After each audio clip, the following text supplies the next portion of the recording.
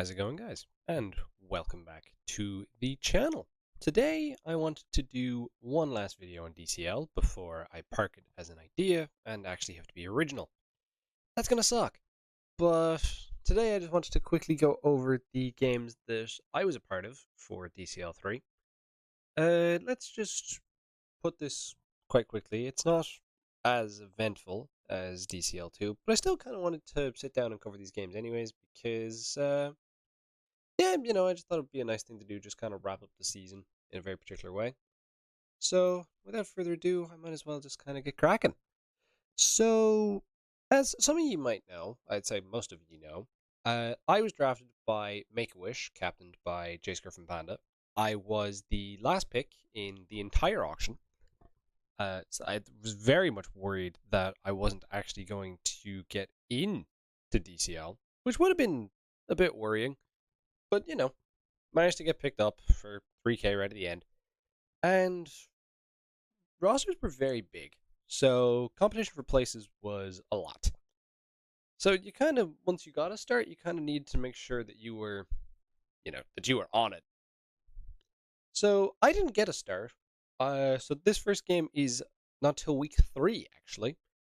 This is for a couple of reasons. Week 1, I just wasn't in the lineup. And week 2, I could have played, but I was away at the time, so it was just kind of a decision that it was slightly better off to not have me playing whilst I was away. So, week 3, we are here playing SV against Sir Kill. And Sir Kill is just someone I get on with really, really well. He's one of the nicest guys. Just super close with him. He's just wonderful. This won't be the last time that his name comes up. There's another thing that I'm working on that I will get into later. And I say later because let's just say there will be an update video coming soon. Just kind of like a post DCL and maybe a couple other things in there too. Stay tuned. Anyways, where were we? Yeah, Circle. So yeah, really, really glad he got picked up because he was initially asking me in terms of was he in his best interest to sign up because he was he was going to be busy. The man's now a father. So I completely understand that. And I told him, yeah, go do it. There's no way you don't get drafted. And I was 100% correct. So it was really nice to actually get to play him. As for the matchup itself, I am using this Masquerada team with Terra Annihilate and Terra Iron Crown. And what I'm faced with is this Terrazarud, Garchomp, Cinderace, and Goldengo that's moving 1,000,000 miles an hour. That's bright. That's actually really cool. I haven't seen that yet. Nice. So, in terms of what we both benched for this game, I decided to bench a Magneton, which I have no idea how we managed to draft that in the first place. And I also benched my Glamora. Whereas on Sir Kill's side, he decided to bench Avalugg as well as Swalot. So, I might as well just get into what I brought here. Yeah, really, really nice graphics. Shout out Poke Events. It's actually a really nice way of showing pastes that I decided I might as well use for content because they look nice. So we have a Black Glasses Adamant Masquerada here. This was banded for a while because I like the idea of two-shotting Swalot through Sticky Hold, but I decided to keep Black Glasses just because it was a good thing to have. So I have Knockoff, I have Sucker Punch to cover me for Scale Shot Garchomp, as well as Scarf Latias, hypothetically. Flower Trick and U-Turn, fairly self-explanatory. I was able to run Adamant here. I decided just to creep the Latias, because it was also worked as an aggro creep for Cinderace here, because I didn't think he would go any further than my own Garchomp. So that was kind of the logic there. We then have this a Garchomp of all time. It is incredibly fat, with the intention being that it doesn't get two-shot by Zarude, with the exception of, I believe, a super effective Terra Blast. So we have the loaded dice, and then just SD Scale Shot, EQ, Poison Jab. I didn't actually need a lot of attack investment to force a lot of progress here. So that was kind of the intention. And the little bit of speed, just to ensure that at +1 I do outspeed a Cinderace, and I outspeed Goldengo too, just in case that is choice carved. We have my lead, which is Enamor's T here with a Babiri Berry. We've gone for an agility set.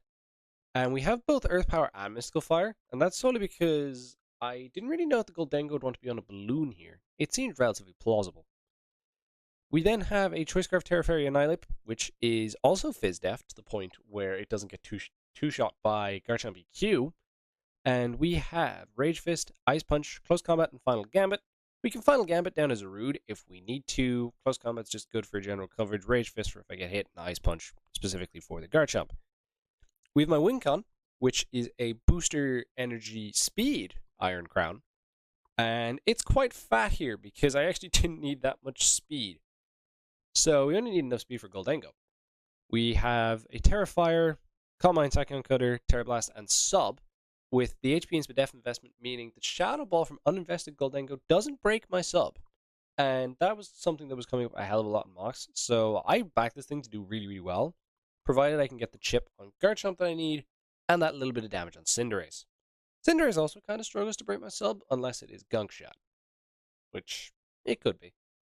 Then lastly, we have a Mystic Water Araquanid, just because he doesn't really have the greatest of switch-ins to water moves. So we have Hydro Pump and Surf. They were both there because I needed them for different reasons. We've Icy Wind for speed control, predominantly there for the Garchomp and there's a Rude. And then we've Last Move Endeavor just to kind of help me whittle down something like a Swalot, maybe a Latias that tries to come in. And yeah, that's about all that I need to say about the team. Just to quickly preface in terms of, you can see that on your screen, that is a Terra Steel on the Zarude and a Terra Poison on the Comfey. Anyways, let's hop into my first game of DCL III. So I lead my Enamor's T as he leads with Zarude. Terra Steals immediately, clicks Terra Blast as my Babiri Berry pops, and I click Mystical Fire because a nice mid-ground that covers both the regular form as well as the Terrid. I then pivot into my Araquanid, expecting another Terra Blast, which is what comes out, doing 18. He tries to set up on me with Bulk Up, as Surf gets a crit and kills. I don't think the crit mattered because he did reveal to be relatively offensive Zarude from the Terra Blast damage. Like, I could tell there was attack investment in it. So that meant that his biggest threat is now dead by turn 3, and I'm in fantastic shape. He goes into his Goldengo, clicks Make It Rain, which I believe was an attempt to catch Garchomp, as I tried to switch it in with a T-Wave.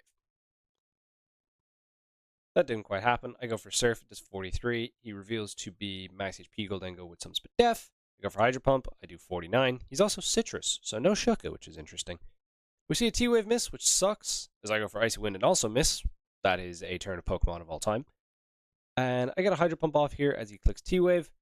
I'm going to go Garchomp here on the recover because it just felt relatively free.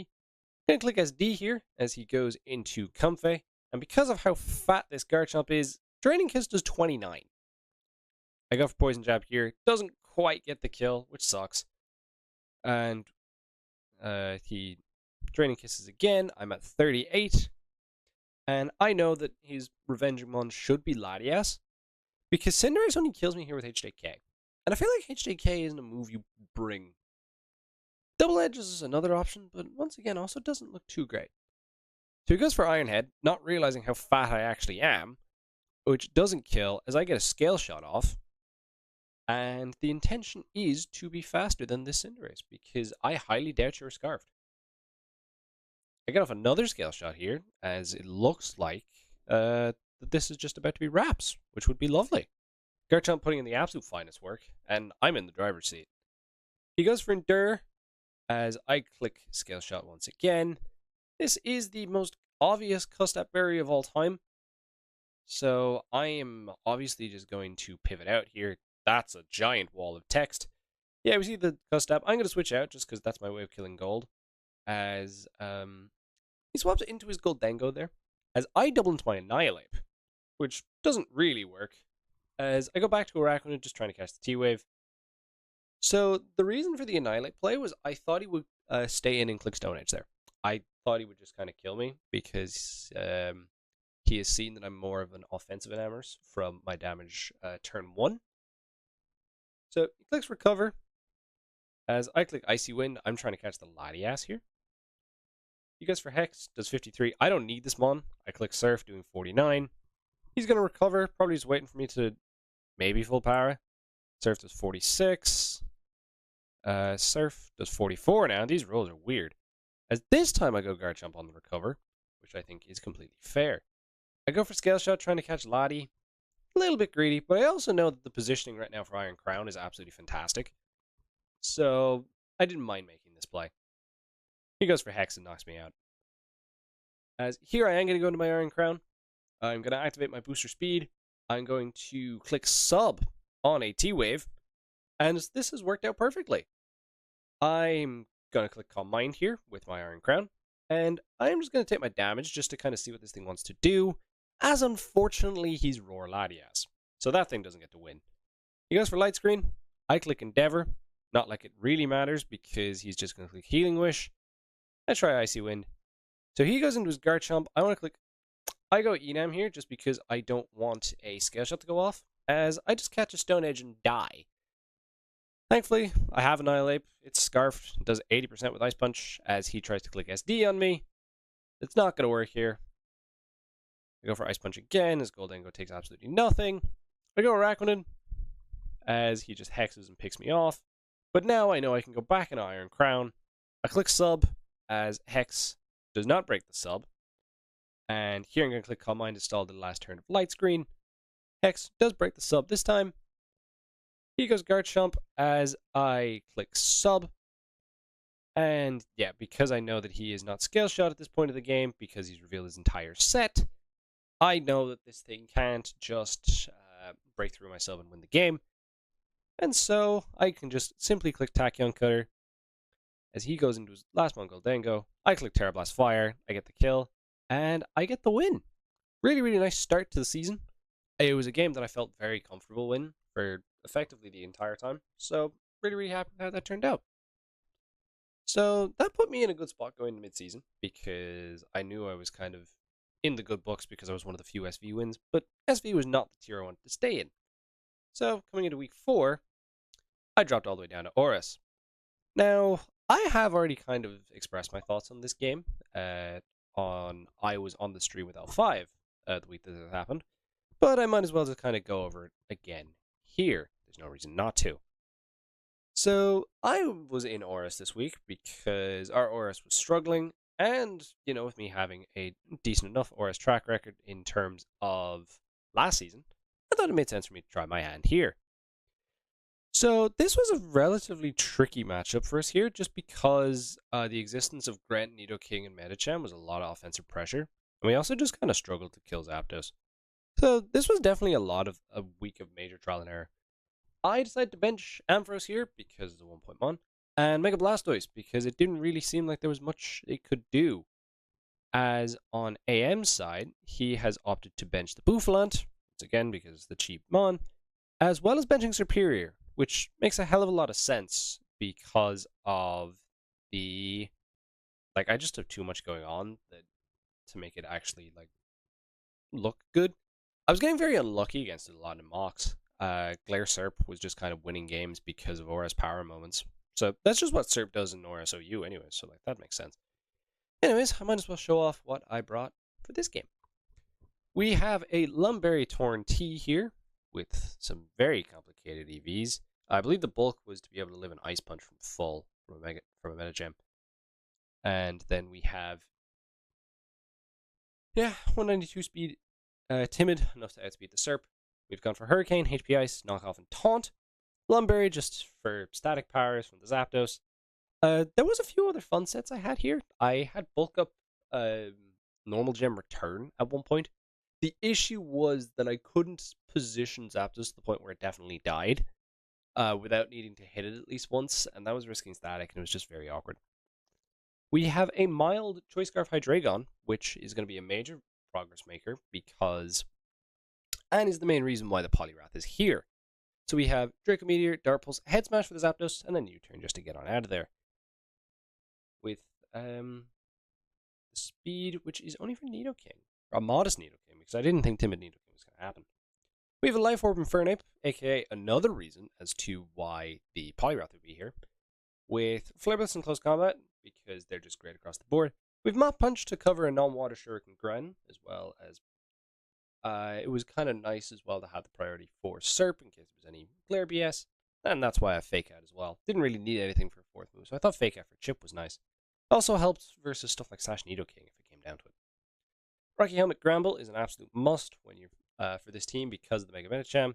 We have Play Rough, Heal Bell, Super Fang, and Endure. I kind of went through a bunch of different sets for this. I had Ice Punch on it at one point. Endeavor was kind of another consideration. But yeah, you need the Max Fizz Def Intimidate. This team needs Gramble, in someone once wisely said.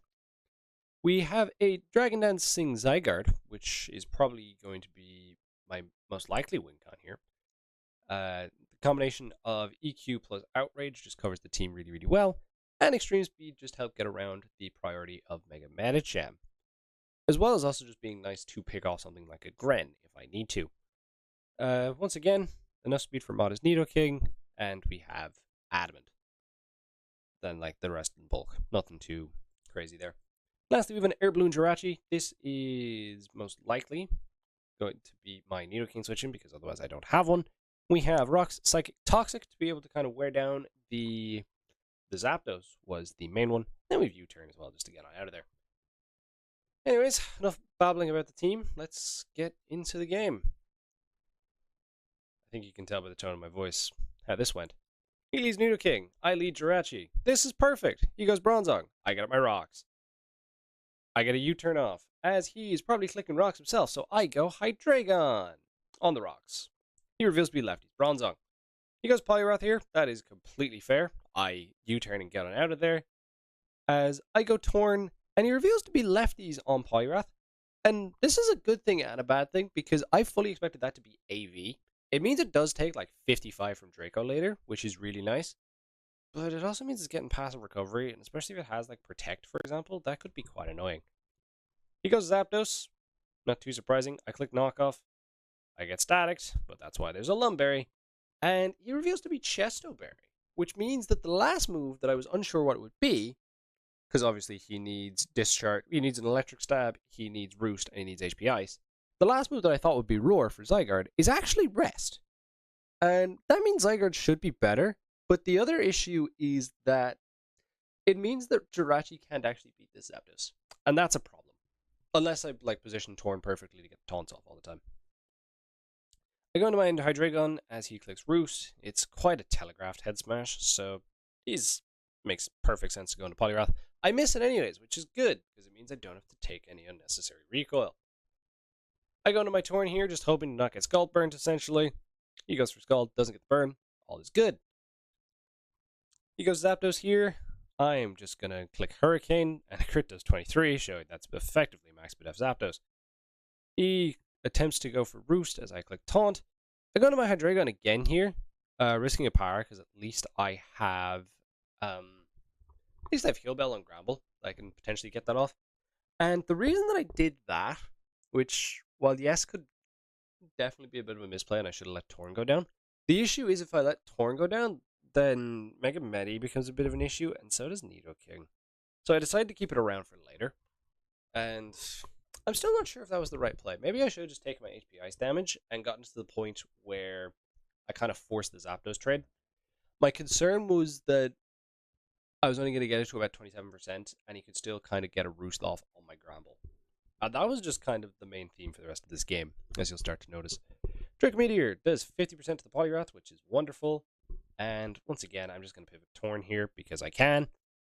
He clicks Scald, it does 22. Still no burns, so this is going well. He goes Bronzong this time, which is completely fair. As I go for Hurricane and I miss, that's fine. Go for Knockoff, just trying to get rid of the lefties. As he clicks Toxic with his Bronzong. As he reveals to be both Toxic and Protect. I click Taunt this time because I didn't expect the Toxic the last time. I expect the Gyro Ball to come out. I go Infernape here as AM makes a nice play and clicks double Toxic, meaning this thing's on a timer, which is quite annoying. I click Flare Blitz on the expected Protect, and here I probably should have clicked Close Combat. Did I click Close Combat here? Yeah, I remember I was thinking about it. Like, did I want to click close combat? My one issue is just in case he did try to stay in. We didn't know if he was heat proof or if he was levitate bronzong, so I actually kind of wanted that information for the sake of my Zygarde. Because if he is levitate, it means that my Zygarde is a hell of a lot worse in the endgame. But he doesn't know that. So he doesn't stay in. I click Flare Blitz here because I know I'm Blaze boosted, and I know I'm dying to all the recoil anyways. Between recoil, Life Orb, and poison. He goes Medicham as I go Hydreigon. I'm going Gramble to scout what the priority is, or if he is just going to stay in and click High Jump Kick, as he clicks Fake Out. And this was a bit of a mistake.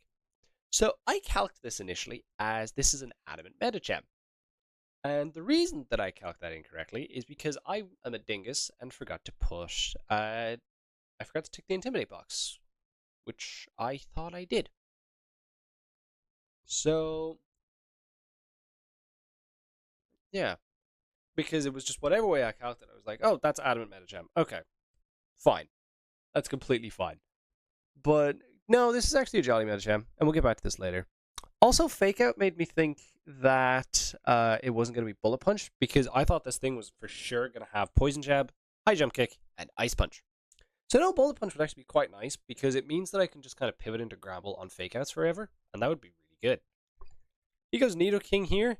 I am scared about him going into Zapdos, so I go into my Torn, trying to taunt it. As he reveals to be Sucker Punch Nidoking, which sucks. He is Life Orb, but that's fine. I go into my Zygarde here. I know I'm clicking EQ, because I know he has to stay in, because if he lets me get a Dragon Dance off, this game is basically over. So, I go for EQ. I get that kill. He goes into Gren because he kind of has to. As he reveals to be Life Orb, Ice Beam does not kill. EQ does kill him, though, and one of the biggest threats is now dead. So I click E-Speed and take my chip here on Medicham. I could have gone Gramble here in theory. My concern was, once again, him trying to double into his Zapdos. Because I know that if Zapdos gets a Roost off, because of the fact I know it's Rest, it puts me in a really bad position. High Jump Kick picks me off, that's fine. And this is where I fuck up.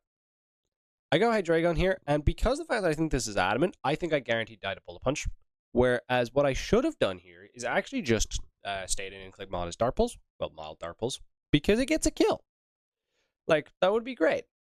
But I do a stupid. I go Gramble because I get scared about Bullet Punch. And what I want to do is I want to kind of have the Rocky Helmet to the point where he's in range of another Rocky Helmet.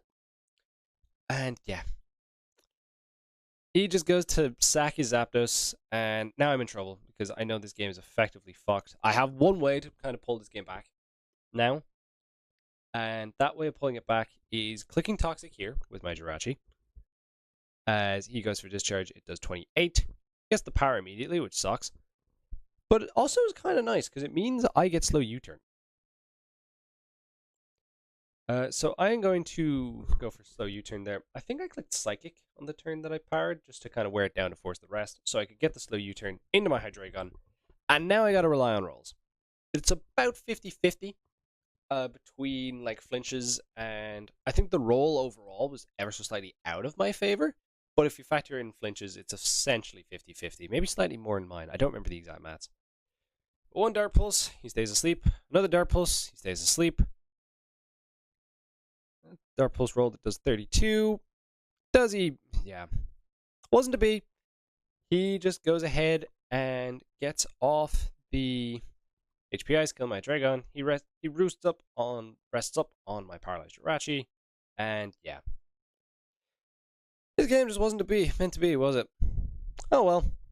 I got one play wrong because I miscalculated something, and I paid the price for it badly. Should have just stayed in Dark Pulse with Hydreigon because I lived BP.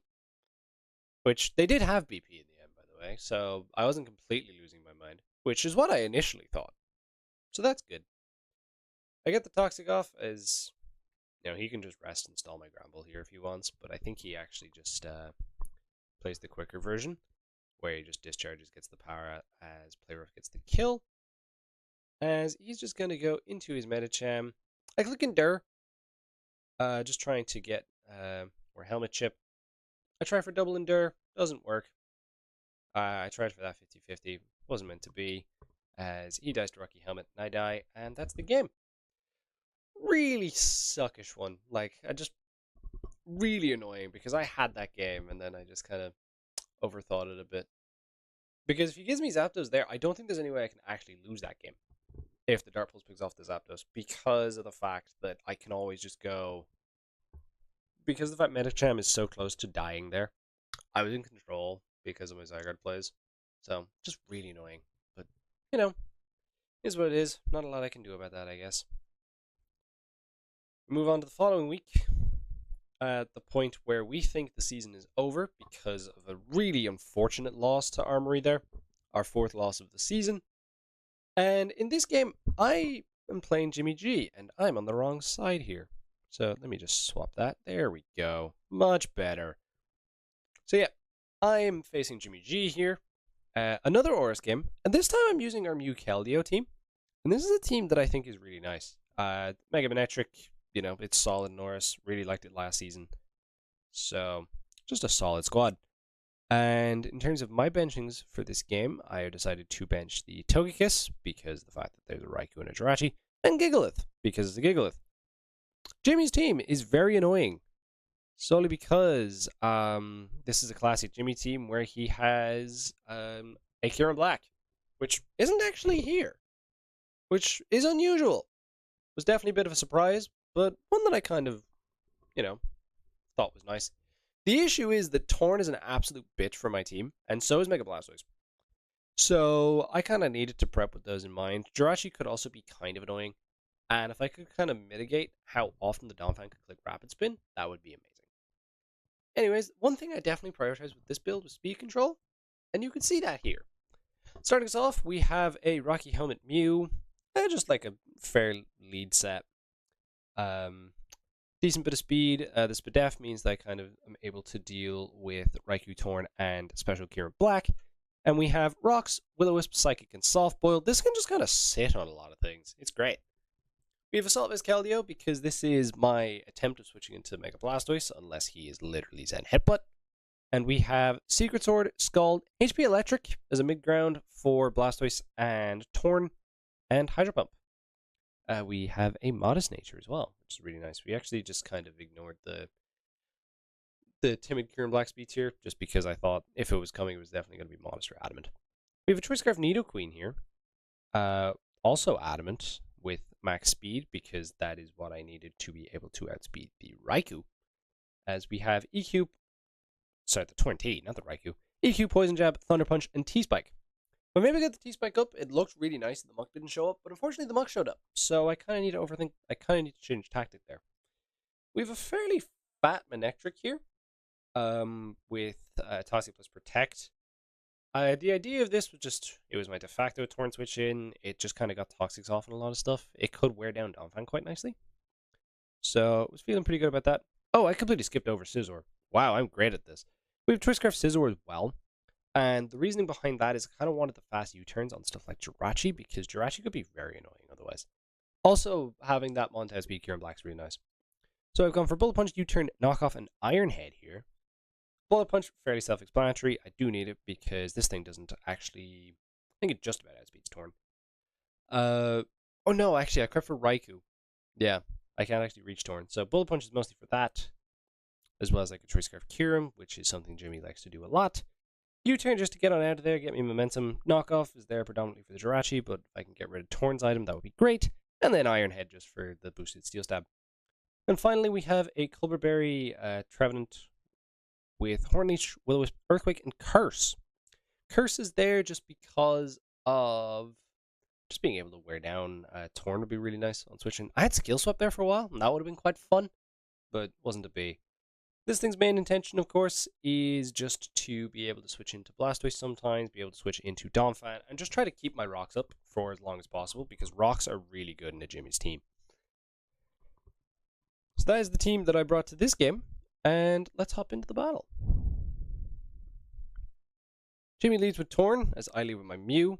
I click Psychic here, expecting Taunt to come out as he goes into his Jirachi. He clicks Toxic, which obviously doesn't affect him with Synchronize, as I get up my Rocks. Completely fine. He clicks Iron Head, Rocky Helmet damage. I flinch because it's a Jirachi. Of course I do. I'm trying to go for Will-O-Wisp here. So here I just go Scizor because I'm like, I'm not dealing with this. As I reveal one Choice Scarf to click U-turn.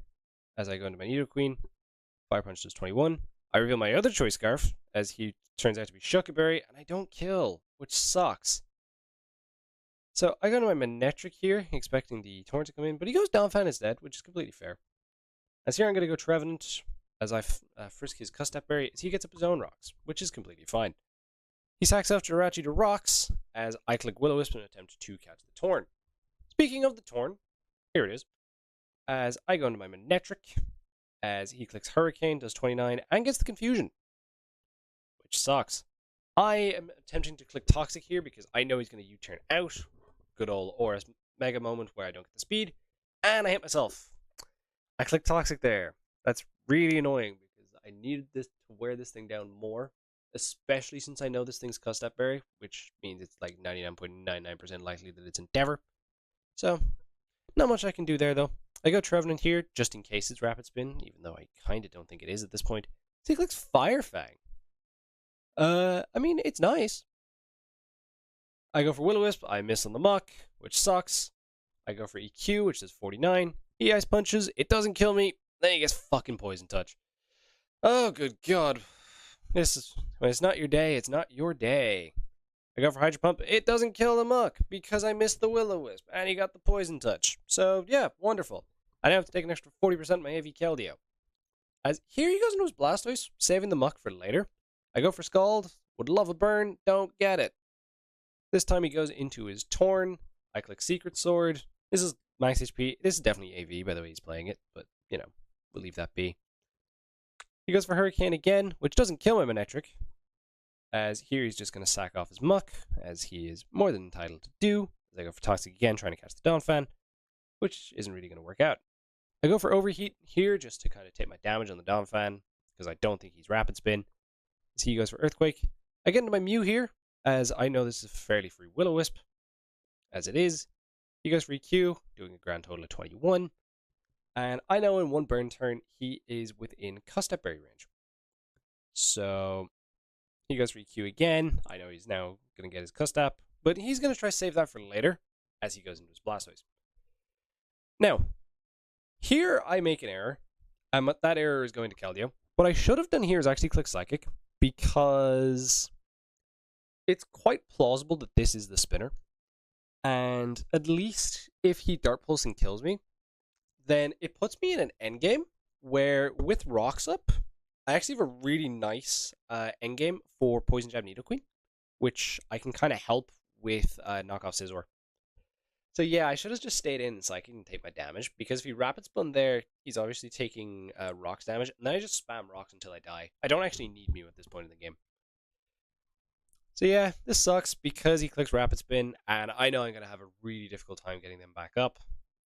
I go for HP Electric here as the mid-ground is, yeah, he reveals BAB Torn. Hurricane lands again. Wonderful. As here I'm going to go into my Scizor. I know this is really fucking bait, but I'm just going to click Iron Head here. All is fine. He goes into his Torn. I click Iron Head again here. Can I get a flinch? I cannot get a flinch as Heat Wave kills me. That sucks. He doesn't really want to go into Raikou here, I don't think, solely because of the fact that I don't really know. I feel like he should have gone Raikou first. Maybe he was worried about like the Musak into Nidoqueen positioning. That could be it. So it's 2 months for me against the world. He makes the smart play of sacking his Blastoise here to Poison Jab, meaning that I don't have a endgame with the Scarf Sucker Punch. Here I go to Mew. Potentially what I should have done is just taken my damage, because if I'd taken my damage, I actually think there's a chance I could have PP stalled this thing.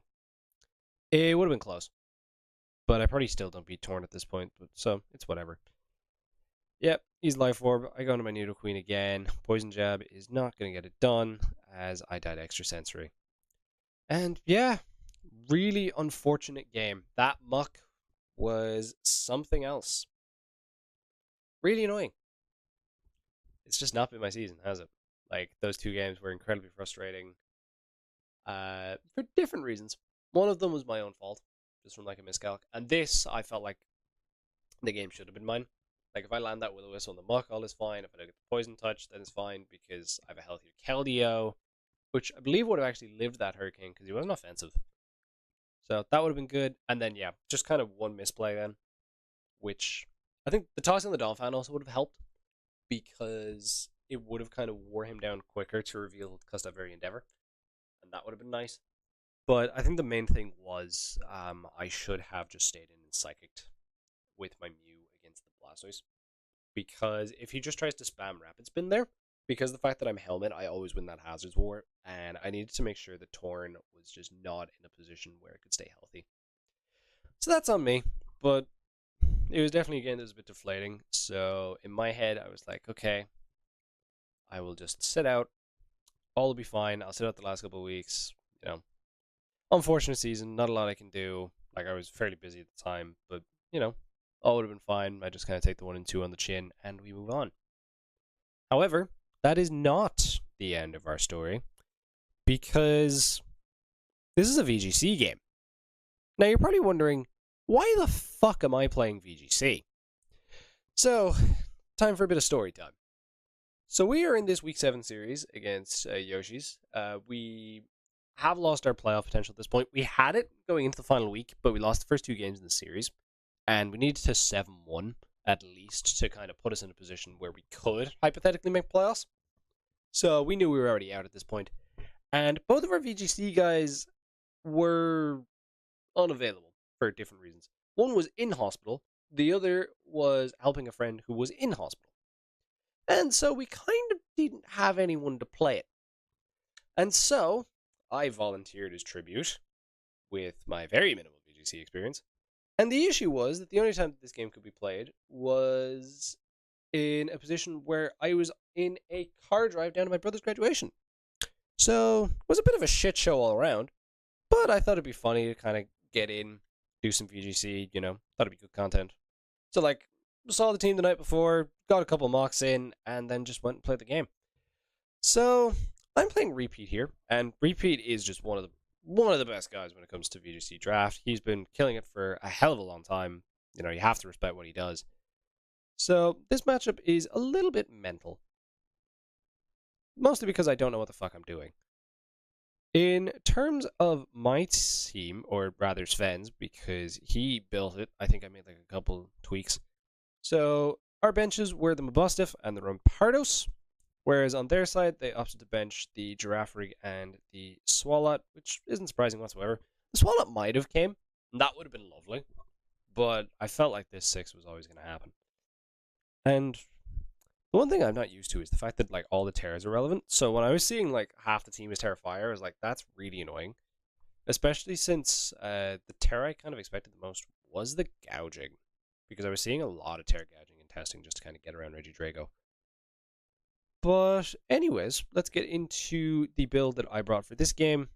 Shout out Sven for, you know, doing most of the hard stuff. In terms of the building, I just made like a couple subtle tweaks.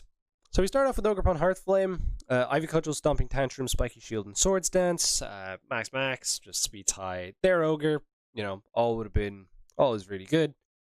We then have this Citrus Berry, Nasty Block Goldengo, with Terra Fairy, because Terra Fairy just matched up really nicely into his team. And then Dazzling Gleam with Stab is just really nice spread across the board, because his resist, of course, is a Swalot outside of Terra. And while yes, there's obviously going to be a lot of Terra Fires because of Make It Rain and because of Hearthflame, I think it makes sense. Do I know what the bulk is for? No, not off the top of my head. I imagine it's something to do with like living an Ogerpon hit and then after Citrus being able to live something else. I don't remember. Or no, actually. Focus Ashy Lamise, because the intention is to be able to get up Tailwind as early as possible in Game 1. We also have Protect to scout for a bunch of different things, the main thing being Fake Out Sneasel lead. We have Charm to be able to kind of neutralize the Ogerpon or the Gouging Fire. And then we have Last Move Endeavor, just because Sash Endeavor under Tailwind actually applied a lot of pressure. So if I'm able to kind of wear down the Tinglu easily like that, or Gouging, I'm in a really good shape. We have Leftovers Blastoise here. Oh, also, Terra Water on that, I think, was just to kind of help with the Gouging. although highly unlikely it's going to get clicked. We have a Terra Ghost Blastoise here with leftovers, and we have Fake Out, Iron Defense, Body Press, and Yawn. The intention of this is just to kind of sit there, be able to get Iron Defenses up, and be really difficult to kill. Leftovers was almost Mental Herb, just to try cover Encore Comfey, Encore Ogerpon, or Taunt Ogerpon, but I decided against it, and in the end opted just for Leftovers to be able to kind of get that recovery back, especially if I'm able to get to +4, which, depending on positioning, could be fine. We have Life Orb Regidrago here, just applies a ton of pressure. We have Dragon Energy, Draco Meteor, Earth Power, and Protect. So outside of Comfey, this thing just absolutely nukes stuff, and that's wonderful. And lastly, to round out the team, we have a Booster Speed Iron Valiant with Dazzling Gleam, Encore, Disable, and Taunt. This, as a lead, can just kind of shut down Mons because it can just kind of taunt, Disable, Encore just as a trio is really potent. And as I mentioned with Goldengo, he doesn't really have the greatest switch-ins to Dazzling Gleam, even if this doesn't really have a lot of special attack investment. So the general game plan here was to lead Illumise and Regidrago in game 1, with Ogerpon, Hearthflame, and Goldengo in the back, and then game 2 to adjust that and lead with Iron Valiant, just to kind of throw an alternative angle at him. So, looking at this here, like I said, we see a ton of Terrifier, but in this game 1, what I'm expecting to see is I'm expecting Comfey. I think Comfey kind of has to come. And then I think Annihilate will show up. And then one of Gouging or Tinglu. And then realistically the Ogerpon, just because Ogerpon is a really nice matchup. So I wasn't really 100% sure, but that was kind of what I had in my head. Anyways, let's hop into game 1. So I lead with Illumise Regidrago, as I said, as repeat leads with Annihilate plus Comfey. I switch out just because there's no point having Regidrago in that position, as he clicks Draining Kiss, as he should. I get my Tailwind with Illumise, as he clicks Close Combat with the Annihilate. I switch out my Illumise because my Sash is intact and there's nothing I can really do. There's no point in clicking Charm because Charm will just give him Defiant and he just gets back to neutral. So I just go Goldengo. I click Spiky Shield here, just trying to scout what the Annihilate wants to do. As turns out, he is the. We will see on this turn. I was more so scouting for Terra just to see what he kind of clicked the Terra Fire there. But as you can see, he is Choice Scarf Annihilate, really annoying. My Ogerpon goes down, but I'm able to get an Aspel up my Goldengo. That's really nice. So I get back into Regidrago here just to try to force pressure. I click Terra Fairy on my Goldengo as he clicks Terra Fire on Tinglu, which is looking like an absolute pain in the hole unless I can endeavor it. He goes for Close Combat. I'm clicking Dazzling Gleam here, just trying to get this Annihilate gone to kind of keep my damage up on Dragon Energy. He goes Engaging Fire, which is revealed to not be Booster, so that's nice. As he goes for Scale Shot and misses, as Heavy Slam also doesn't quite pick up the kill on my Goldengo. And I'm able to get 50% off on the Gouging, as I click Draco Meteor and murder the Tinglu, and all of a sudden things are looking pretty okay. He goes Comfey. I go into my Illumise here, as I click Protect, which was probably a misplay. Because what I potentially should have done here is actually just Draco Meteor is potentially just click Draco on the Gouging, because Floral Healing was always a likely play, as well as attacking a Goldengo. As I go for Tailwind here, plus Make It Rain, as I need this Comfey dead. Here goes Babiri, he lives. That sucks. He goes for Heat Crash, which does 32, as he gets Tailwind up again to match mine. I go Regidrago, I click Protect here to just kind of deal with the... As I also click Charm, he doubles into my Regidrago because he realizes that's the threat rather than my fucking other thing. I click Charm again, as Scale Shot's now bouncing. The issue is that Comfey got 40% back just from clicking Healing Wish, not Healing Wish, Draining Kiss, which sucks. As Earth Power is not going to be able to get a kill, and yeah, because of the fact that I'm Mono Endeavor rather than having Lunge, I'm just not in the position to get anything here. And I forfeit this game just because I don't want to give him the information that I am Endeavored last move. So he now thinks that I'm no attacks, which is great. I don't know what he thinks my last move is, but he probably thinks I'm no attacks, which is wonderful. Because if I was Lunge, I probably would have clicked in this game. So, an unfortunate game 1. I cut it close. That's kind of all I could do, and just kind of hope that my adjustments worked. I felt confident in the adjustments. Just particularly seeing as with game one, despite a bad lead, I ended up in a good position. Granted, the scale shot miss definitely helped a lot.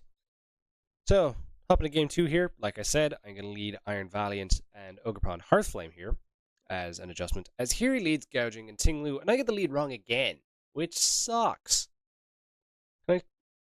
You can tell I'm not the guy experienced in VGC. Dazzling Gleam does fuck all from Iron Valiant, as I click Stomping Tantrum on the Ogerpon, which does a nice 53. He goes for Scale Shot here. I'm like 95% sure he's loaded dice at this point, as Heavy Slam does not get the kill on my Valiant. I click Spiky Shield here at my Ogerpon, as I decide to click Disable. As Stomping Tantrum does not pick up the kill, as I go for Encore to make sure that Gouging can't attack. It gives me free chip on the Tinglu, which is nice, as Iron Valiant goes down to the Stomping Tantrum. I get my Blastoise here, and I get this play wrong. I was so tempted to just tear my Ogerpon and let an Ivy Cudgel rip into the Gouging spot, because I knew he was switching. And realistically with this, it couldn't be Annihilate because he needed Comfey, and I was 99% sure that it would be Ogerpon this game. I don't see him benching Ogerpon twice.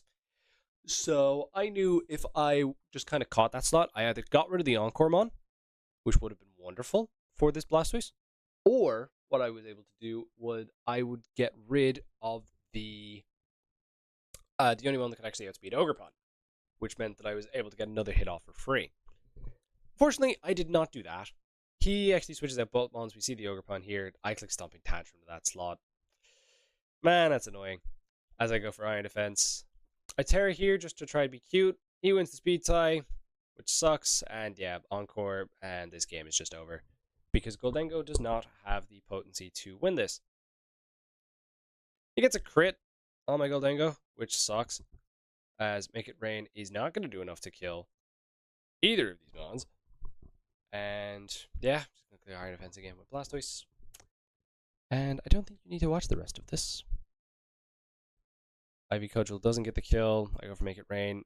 It doesn't kill Comfey, and yeah, the game's just over. So I just kind of sit there for ages. And yeah, I got absolutely bodied game 2. Which, oh well. Like I said, I subbed into this game with 24 hours notice. There's not a lot I can do here. And yeah, just well played by Repeat. You know, showed his class in this game, and all power to him. So that concludes this season of DCL for me. It wasn't the best one for me, I can't lie. It was incredibly frustrating between being quite busy, as well as just a lot of the games I felt very frustrated after them. Especially with how well it started. Like, that Circle game is one of my best Team Tour games in a while. Like, it just felt really good to kind of have that sort of display with basically all of my prep working to perfection. But yeah, just kind of once I got into Horus, those two games were definitely two games that got away. Both felt incredibly winnable for different reasons. And then, yeah, you know, when you sub into VGC against one of the best VGC guys, like, you're just trying to get something. But, you know, at the end of the day, like, it was cool to do it. It was cool to do a VGC game. And so that puts a nice little bow on all of my DCL III content. I was going to do a winner's interview. I've decided I'm not going to do that. So, yeah, I'm just not going to do that. And this is going to conclude my DCL III content. We've done a hell of a lot of things in this series, and honestly, it's going to be nice to kind of go back to talking about other things, because whilst this event's gone on, I think I've only done like a couple non-DCL related videos. Yeah, like Terra Trends and Zarude, I think are like the only ones I can think of. So, I hope you guys have kind of enjoyed this mini recap. Janie Mac, it's 49 minutes, and there's only 4 games. Wow. I'm really good at rambling here, guys, haven't I?